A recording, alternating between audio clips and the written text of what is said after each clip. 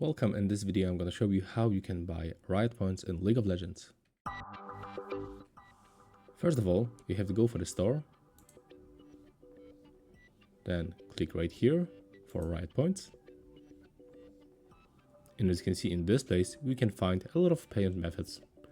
So for example, if you want to pay with the PayPal, just select, then pick amount of RP that you want to get.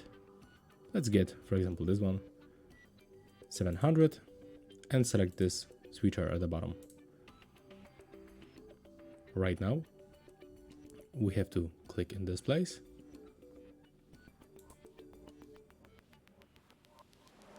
And right now we'll be moved for the PayPal login website, and we just have to simply make a payment right here on this website.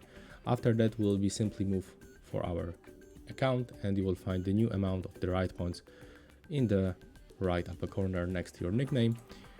So you can try to use any payment method in your country.